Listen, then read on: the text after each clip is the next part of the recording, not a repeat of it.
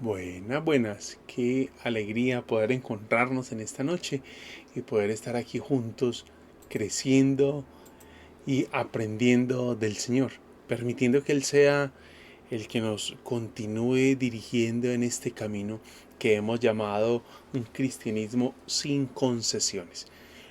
Insisto, no es un cristianismo intolerante, no es un cristianismo que no respeta, no es un cristianismo que no reconoce que hay otras formas de pensar, pero sí es un cristianismo que se mantiene firme en sus creencias, en sus postulados, partiendo de que la escritura es la palabra de Dios y debe ser la directriz para todo creyente, la pauta para todo creyente, de tal forma que todo discípulo del Señor debe asumir la palabra de Dios como guía para sus vidas. Y hoy estaremos pensando en esto. Hoy que estaremos hablando de contracultura. Todos los que han venido llegando, muy bienvenidos. Allí estoy viendo que ya algunos se han acercado, nos han venido dando saluditos, qué bueno, pero todavía faltan. Hay algunos que nos están dando algunos saluditos, pero todavía faltan algunos para que nos saluden, nos regalen una palabra de ánimo, saber que usted está allí conectado. De pronto quiere regalarle una palabra de consuelo, de ánimo a alguien que usted sabe que está conectado y esta es la oportunidad para hacerlo. Así que por favor escriba allí en el chat allí de YouTube. Allí nos puede estar compartiendo lo que usted está pensando también, hacer un seguimiento de lo que venimos compartiendo, hacer alguna devolución. Al finalizar siempre tratamos de recoger alguna devolución que usted nos quiera compartir y será muy importante para nosotros poder escuchar esa devolución que usted nos hace. Así que vamos entonces a orar, a colocarnos delante del Señor y por favor recuerde preparar su café, porque esta es una maravillosa oportunidad para crecer, para alimentar el alma, pero también al calor de un buen café. Señor, gracias por esta valiosa oportunidad que nos brindas de encontrarnos una vez más en torno, Señor, a tu palabra. En este desafío que nos has venido haciendo, Señor, de un cristianismo sin concesiones, que permanece firme, que se sostiene, que tiene la palabra como punto de partida y directriz para toda su vida. Estamos en tus preciosas manos, Señor. Que tu gracia, tu amor, tu misericordia sea con nosotros, encaminando nuestros pasos, dirigiendo, Señor, este tiempo de reflexión y que todo lo que compartamos sea para la gloria y edificación, gloria tuya y edificación de tu pueblo. En el nombre de Jesús. Amén. Amén. Recuerde por favor allí escribirnos. Allí estoy muy pendiente de lo que usted nos pueda socializar, que nos va es una forma de poder estar allí en una retroalimentación de lo que usted ha venido recibiendo y de qué manera nosotros desde acá podemos irle aportando. Si usted está viendo este programa después de su transmisión, por favor, puede dejar su comentario allí en la caja de comentarios del video y será importante, siempre lo estamos revisando y será importante para nosotros. Esto de contracultura, hemos venido revisando esto de cristianismo sin concesiones, partiendo de este versículo de Romanos capítulo 12, versículo 2, que dice: no se amolden, no os conforméis, no se adapten. Amoldarse, conformarse o adaptarse nos da la idea de algo que se acopla. El cristianismo no busca acoplarse. El cristianismo tiene su forma, el cristianismo tiene sus directrices, el cristianismo tiene su pauta, tiene su dinámica, y por eso decimos que para todo creyente, para todo discípulo del Señor, la palabra de Dios es la guía quien le va determinando qué, cómo, cuándo, dónde, cómo hacer cada cosa. Y en medio de todo esto hemos venido hablando de unas buenas noticias, en medio de la situación que veíamos, de los desafíos que vive el cristianismo hoy, de la tensión que vive el mundo hoy.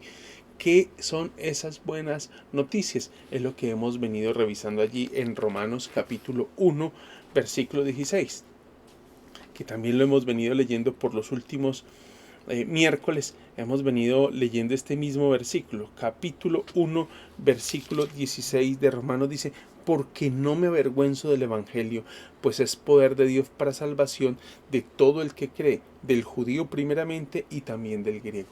El Evangelio es poder para salvación, poder de Dios para salvación del ser humano.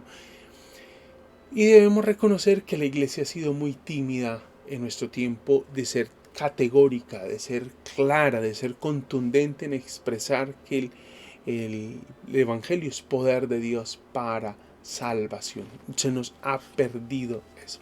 Y hemos venido en medio de todos esos desafíos que tiene el mundo hoy, el cristianismo en el mundo hoy. Hemos hablado del pluralismo, hemos hablado del materialismo, tocamos el relativismo, el narcisismo, todo eso lo estuvimos hablando y veíamos cómo es que el cristianismo enfrenta esto, y estamos tomando un ejemplo de Pablo en Primera de Corintios capítulo 2 versículos del 1 al 5, y venimos como pasando versículo a versículo en este camino, y estamos mirando cómo en un mundo sin esperanza el Evangelio se convierte en esperanza, porque es poder de Dios para salvación. Lo acabamos de leer en Romanos. Cómo en un mundo sin esperanza el Evangelio se convierte en esperanza. Y en este texto, que es Primera de Corintios capítulo 2, versículo del 1 al 5, voy a leer los dos primeros versículos, los tres primeros versículos, que es lo que hemos tocado hasta el momento.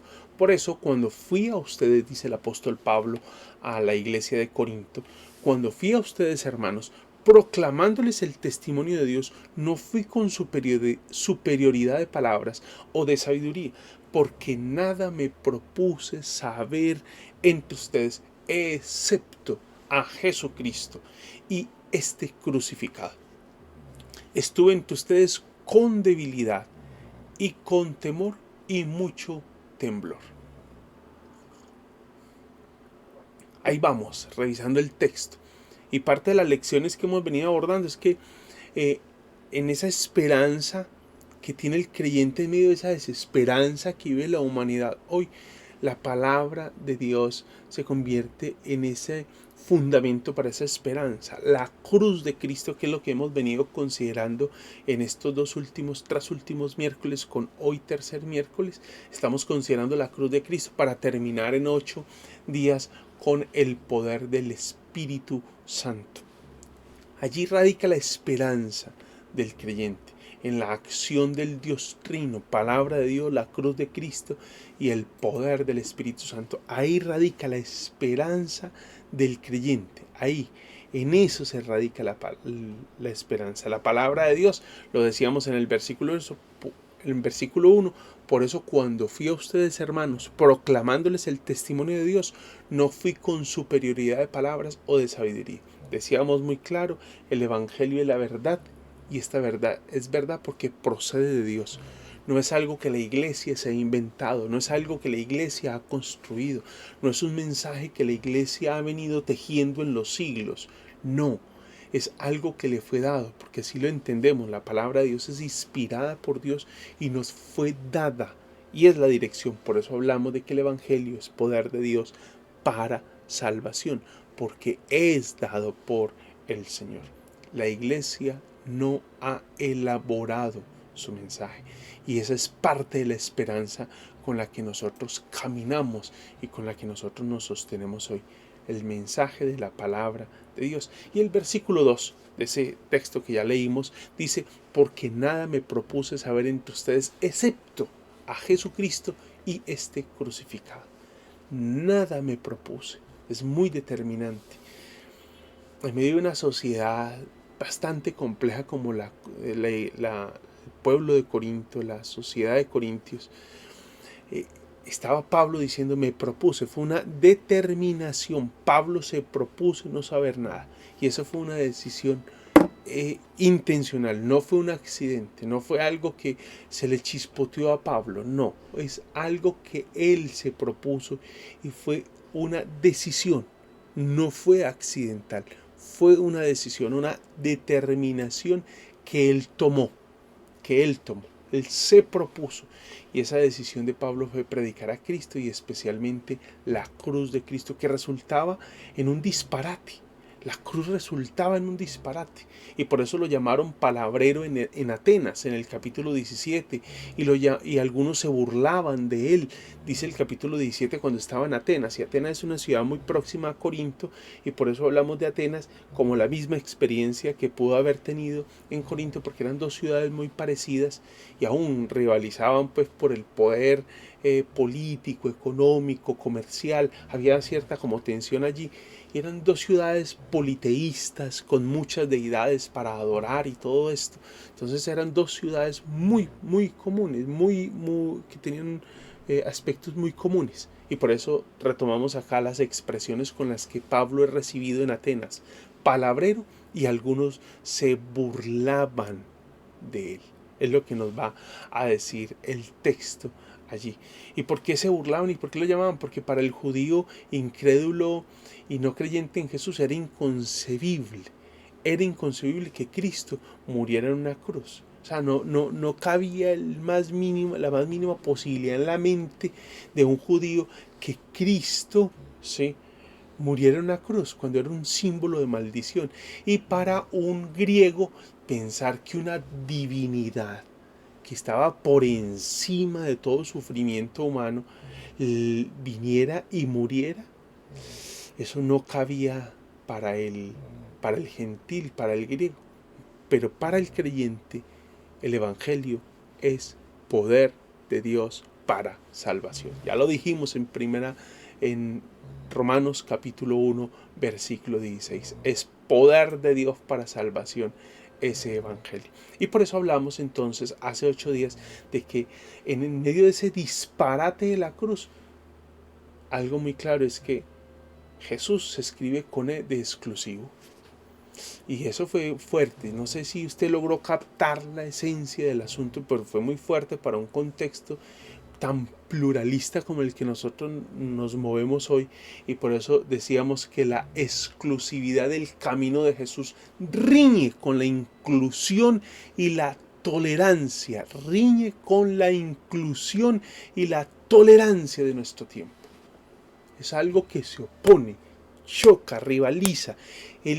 El pluralismo de nuestro tiempo rechaza la idea de que el cristianismo sea el único y definitivo camino para llegar a Dios. Eso no cabe dentro de la mente del mundo contemporáneo. Y por eso se condena el cristianismo en algunas oportunidades por arrogante. Pero no, es una enseñanza de gracia. Pero se califica como arrogante porque se pretende describir que Jesús es el único camino. No hay otro, es exclusivo. No hay la posibilidad de otra alternativa. Y es así, con esto en mente, que llegamos al tema que nos compete hoy. Esto es esto de la contracultura. Y quise tomar este nombre pensando en un libro que escribió John Stott. Aquí lo tengo en mi mano, el libro que escribió John Stott, llamado El Sermón del Monte, y tiene como subtítulo La contracultura cristiana. Y de acuerdo a John Stott, él va a decir que Jesús enseñó los valores del reino en ese sermón de la montaña, Mateo 5, 6 y 7. Jesús enseña los valores del reino de Dios en una forma tal que al discípulo no le queda otra opción. O sea, el discípulo del Señor no tiene sino una opción. Recuerde, por ejemplo, el Padre Nuestro que está incrustado dentro del sermón de la montaña. Padre nuestro que estás en los cielos, santificado sea tu nombre. Venga tu reino, hágase tu voluntad. Entonces estamos hablando de que venga el gobierno de Dios, y el gobierno de Dios se viene con una constitución, y la constitución de ese gobierno, de ese reino de Dios, es su palabra. La constitución de ese reino de Dios es su palabra. De manera que los valores del reino de Dios son la única opción para el discípulo del Señor. O sea, no existe otra constitución paralela. Ni siquiera podemos hablar de una constituyente para renovar o cambiar esa constitución del reino de los cielos. No, el reino de los cielos no se mueve en la democracia que nosotros quisiéramos se moviera. Nuestros gobiernos, Colombia, por ejemplo, se mueve en una democracia, ¿sí? Por eso votamos por nuestros gobernantes, los elegimos, y por eso hay tantas expresiones de esa democracia, plebiscitos, una constituyente. Pero cuando hablamos del reino de los cielos, no, estamos hablando de Dios ha establecido una constitución, y esa constitución es la que debe regir para nosotros. Y por eso pensamos entonces en una contracultura.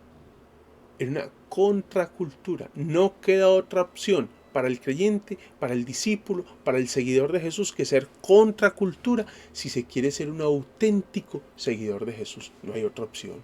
No hay otra opción. Y por eso decíamos, y les vuelvo aquí a retomar el texto de Romanos 12:2, y no se adapten a este mundo.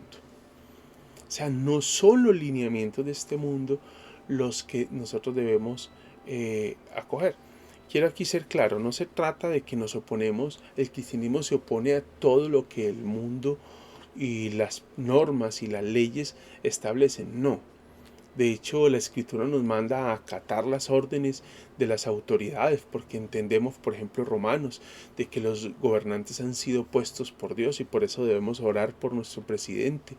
Esté usted de acuerdo o no con él, hay que orar por él como creyente. Usted tiene una responsabilidad de orar por su presidente en el país donde usted se encuentre. Esté de acuerdo o no con las políticas de él, usted tiene una responsabilidad como creyente y es orar por su gobernante. Y tenemos la tarea de someternos a esas autoridades, pero hay una legislación superior.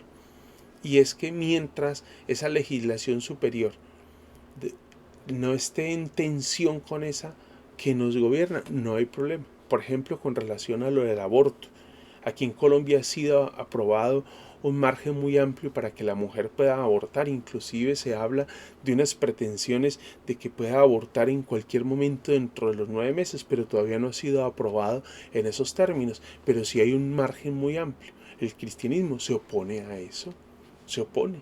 Y enseñamos desde la iglesia que la vida es sagrada y la vida es algo que solo Dios puede tocar. La eutanasia, por ejemplo.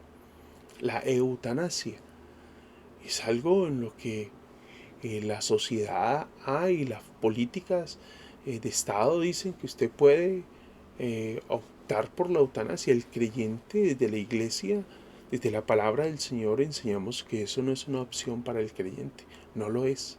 No es una opción para el creyente.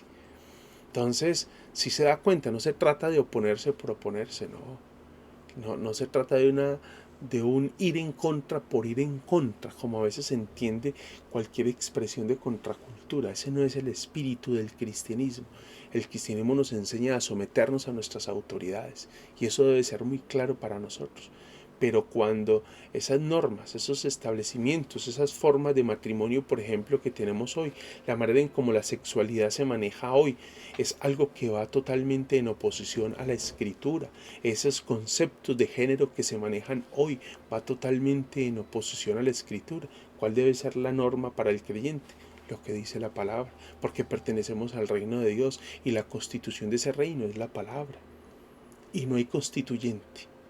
Constituyente entiéndase como ese elemento, esa herramienta que se da para la transformación de la Constitución. No, aquí no hay constituyente. En el reino de los cielos no hay constituyente. En Colombia sí, pero en el reino de los cielos no.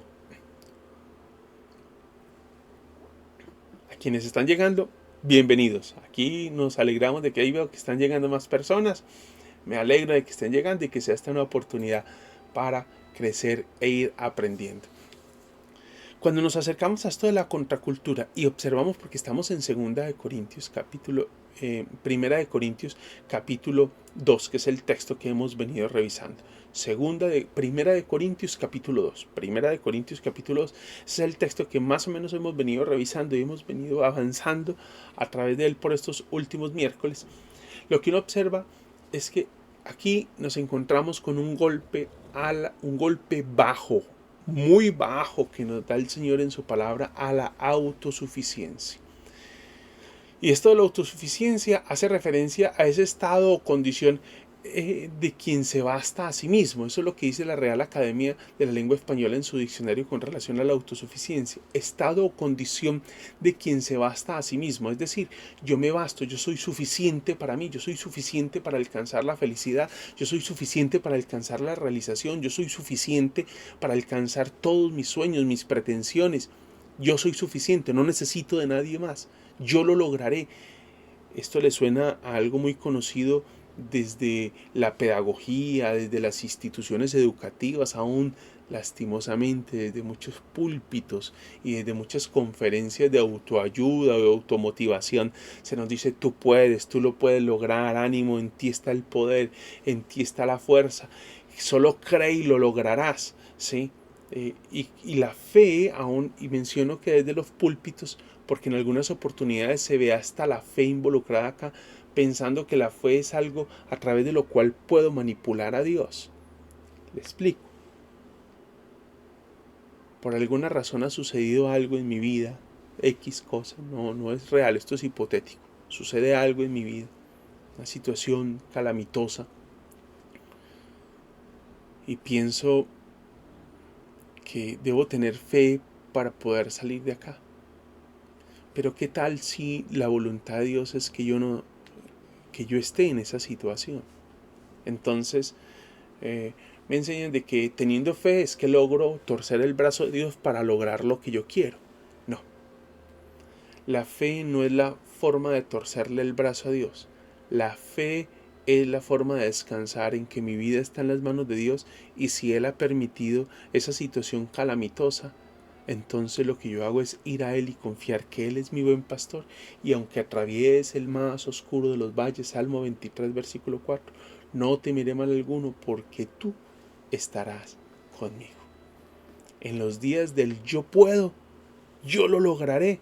Jesús nos dice en Juan 15, 4, permanezcan en mí y yo permaneceré en ustedes, pues una rama no puede producir fruto si la cortan de la vid, y ustedes tampoco pueden ser fructíferos a menos que permanezcan en mí.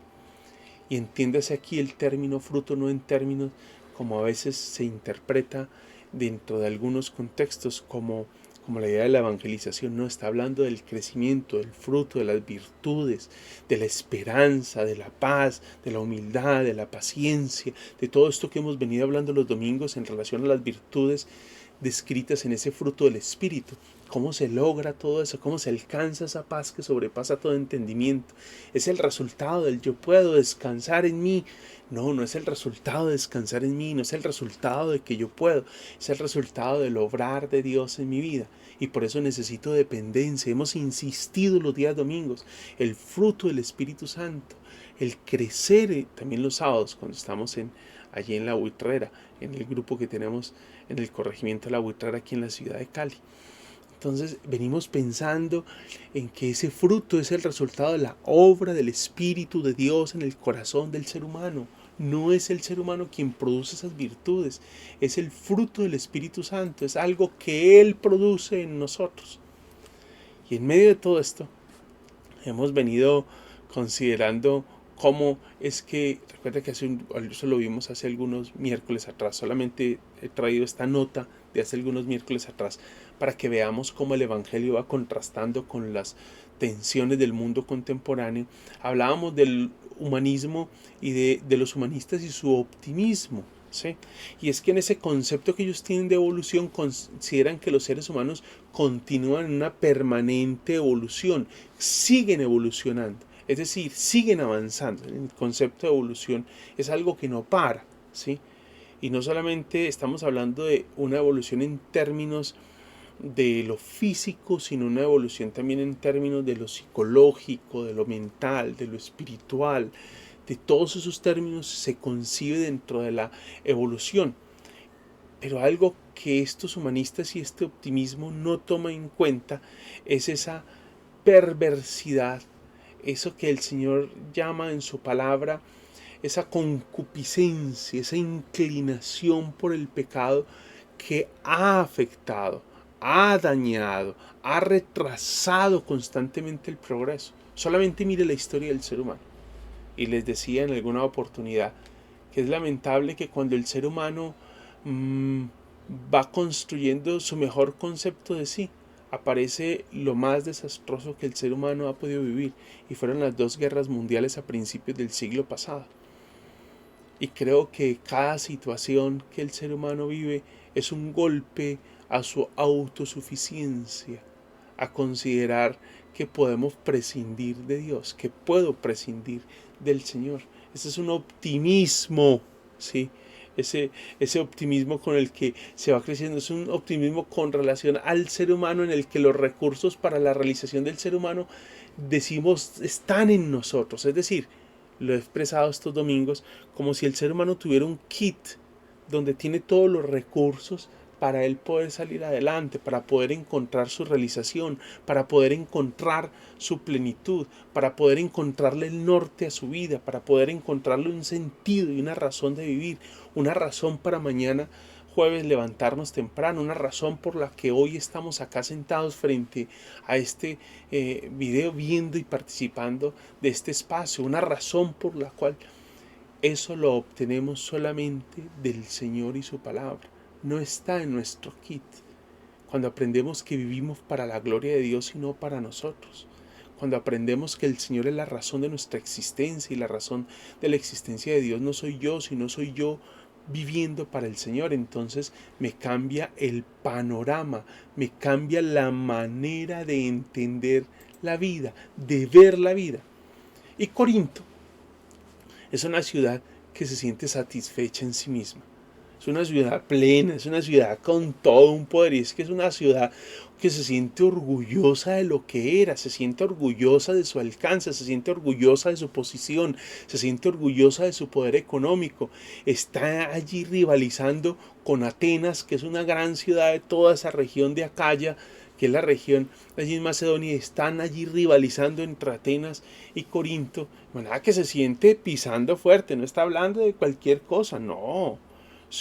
Corinto era una ciudad excepcional, en su tiempo era excepcional, era un pueblo muy vanidoso. Así narran los anales de la historia con relación a Corinto. Sentían un gran orgullo por su ciudad, ¿sí? Sentían un gran apego por su ciudad, valoraban su ciudad, y eso usted dirá, pero eso no es malo, o sea, valorar la ciudad, ojalá valoráramos nuestra ciudad más y seguramente la cuidaríamos un poco más, tendríamos más cuidado, sí, eso está bien, pero no estamos hablando de esa valoración de la ciudad, sino de sentirnos orgullosos, y tan orgullosos que pensamos que lo que hemos alcanzado como caleños, como colombianos, como suramericanos, como ciudadanos de este mundo, es fruto de nosotros, fruto de lo que yo soy, de mi capacidad. Mire a dónde hemos llegado, fruto de lo que nosotros somos, de lo que nosotros hemos alcanzado. Yo soy poderoso, tan poderoso que mire el punto en el que estoy. ¿Dónde está usted como profesional? ¿Dónde está usted como hombre, como mujer? A lo mejor en una buena posición, disfrutando de ciertos privilegios y ciertas oportunidades. Es ahí donde estaba la iglesia de Corinto, en medio de una ciudad que era opulenta.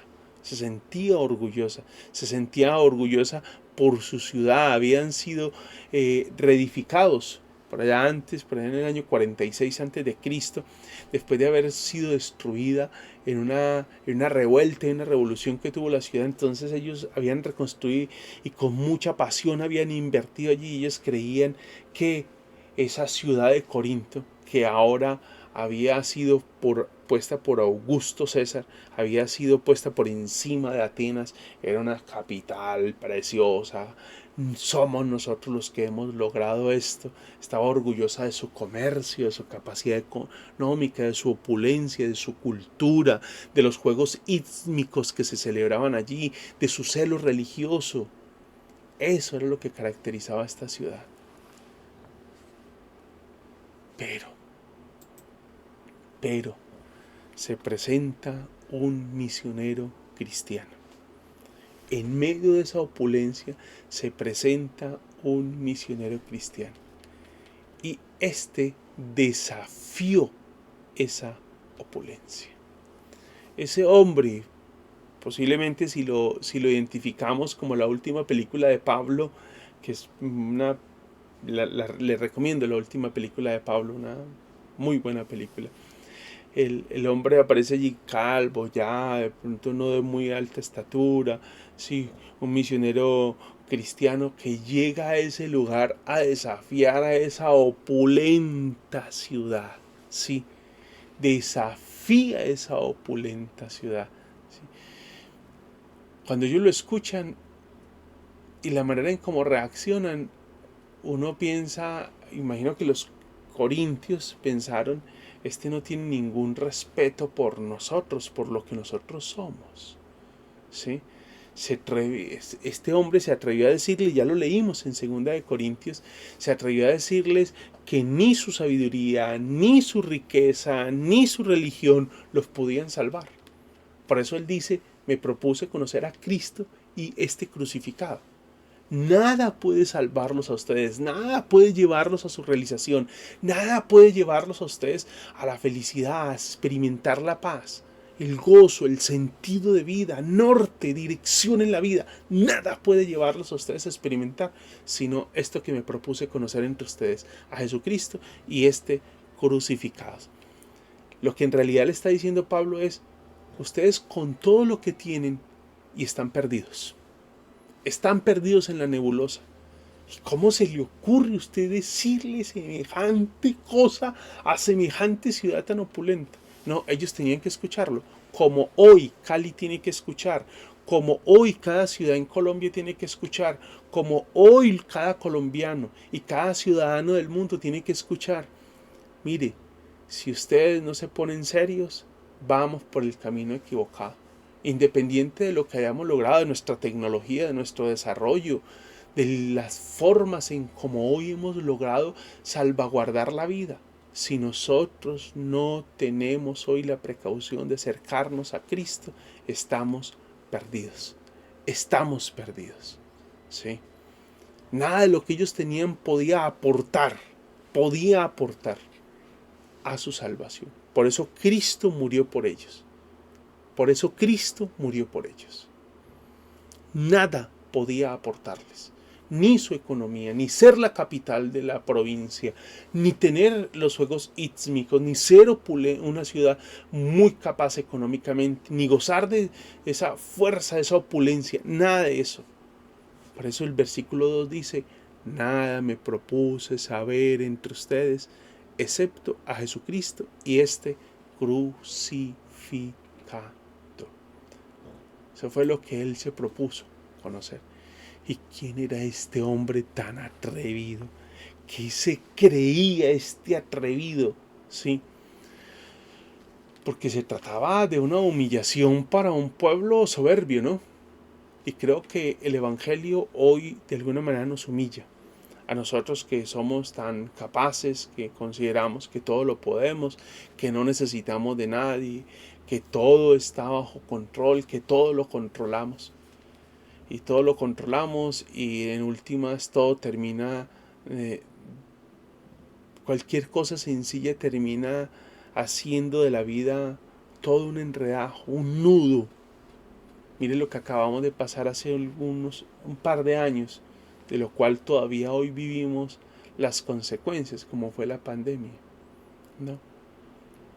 Esa humillación que vivió el ser humano cuando creía tenerlo todo bajo control. Qué tremendo. El mensaje de la cruz constituye una piedra de tropiezo en los engreídos judíos, una piedra de tropiezo. Y para los engreídos gentiles también constituía una piedra de tropiezo, una piedra de tropiezo. ¿Sí? ¿Y cuál es la respuesta? La respuesta a esto es el Evangelio, que es poder de Dios para salvación.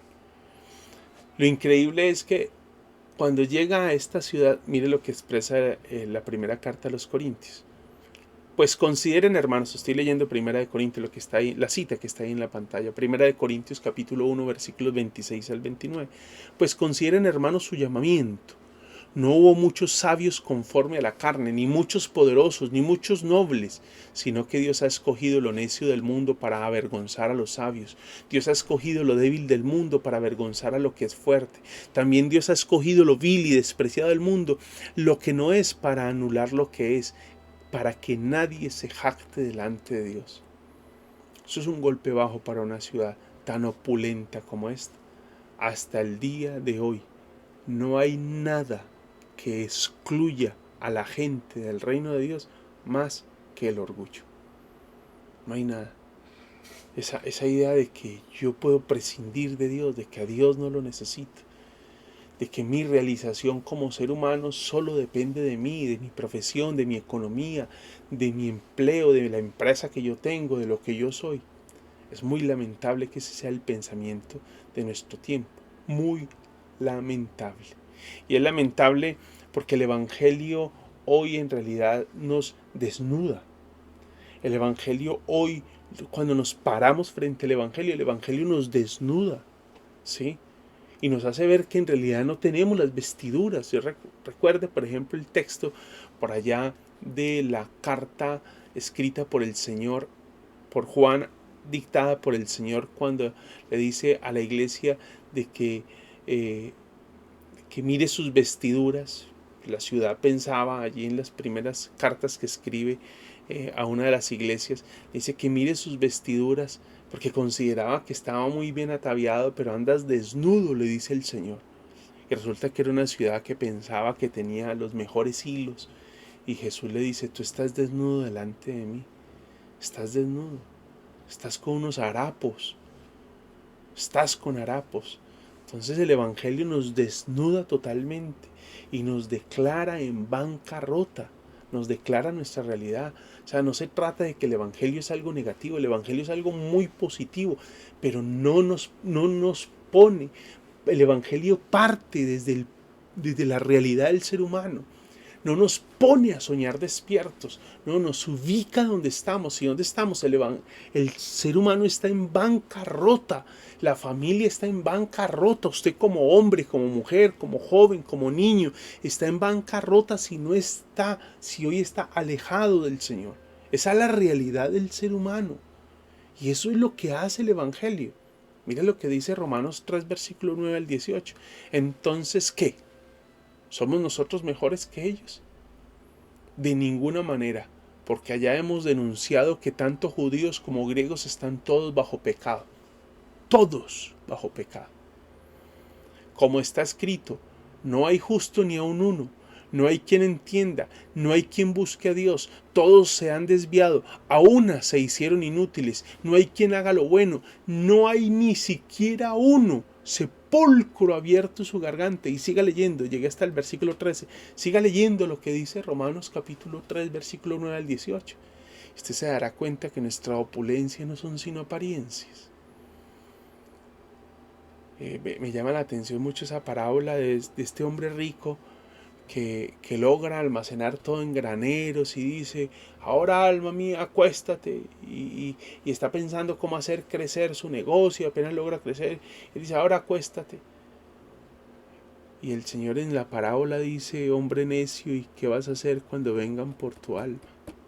¿Qué vas a hacer? Toda una crisis, ¿no? Porque pensamos que de pronto la solvencia económica es la realización del ser humano, un estatus, una posición social, un nivel económico, un proceso de formación académica. Quizá eso sea. Y aquí debemos recordar las palabras del apóstol Pablo. No se adapten a este mundo. Esas fueron las palabras del apóstol Pablo. Allí, inspirado por el Señor, nos dio esas palabras. ¿Sí? Esta exhortación sigue siendo oportuna y esencial para nosotros hoy. Oportuna y esencial. O bien seremos moldeados por la cultura que nos rodea, o bien seremos moldeados por la palabra de Dios. Pablo dijo, no vine a ustedes con conocimiento de otra cosa más que a Jesucristo y este crucificado. Él decidió que su mensaje y su vida estuvieran moldeadas por la palabra de Dios, que es lo que hoy está moldeando nuestra vida, que es lo que hoy está marcando la pauta en nuestra vida. Te invito para que oremos al Señor. Recuerde que tenemos espacios de 40, 45 minutos los días miércoles. Terminamos siempre socializando allí por el chat lo que ha sido ese proceso de aprendizaje, haciendo una retroalimentación, que ha sido lo aprendido. Prepárese para responder allí en el chat y en la oración o después de la oración allí responda qué ha sido ese llamado y ese desafío de Dios para su vida hoy en esto que hemos considerado el Evangelio como contracultura. No se adapten a este mundo. Oremos y Si quiere puede ir escribiendo lo que ha sido su aprendizaje, que aquí estoy pendiente para leer sus mensajes. Señor, gracias por tu palabra, por tu desafío, por el llamado que nos haces. Rogamos por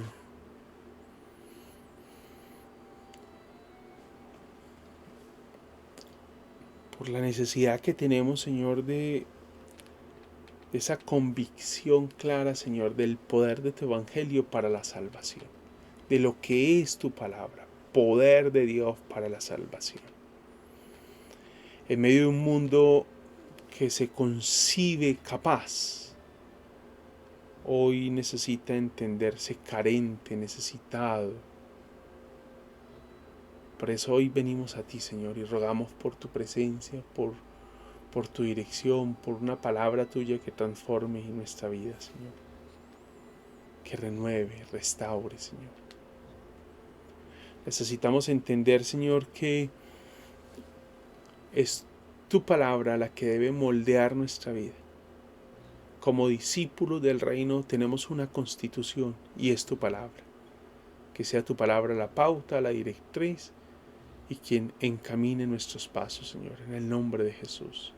Amén, Señor. Amén. Te invito para que escriba allí en el chat. Estoy aquí pendiente de lo que usted va a compartir, una oportunidad para que juntos estemos allí creciendo en el Señor y estemos aprendiendo, dispuestos a ser discipulados por Él, a dejar que Él sea la palabra del Señor la que nos molde. Allí estoy pendiente de escribir, ya estaré respondiendo cualquier aporte que usted haga, estaré muy atento a poder responder y a poder aportar. Mientras tanto, vamos entonces a darnos ese espacecito para ir escribiendo y estaré muy al pendiente. Un abrazo para todos, muchas bendiciones, que la gracia de Dios me les acompañe. Escriba, tenemos el tiempo para escribir. No se preocupe que aquí estoy pendiente para poderle responder y allí estar socializando, estar allí en ese proceso de retroalimentación que es ese aprendizaje que hemos tenido de parte del Señor. Un abrazo, Dios me los bendiga. Escriba por favor que aquí estoy pendiente.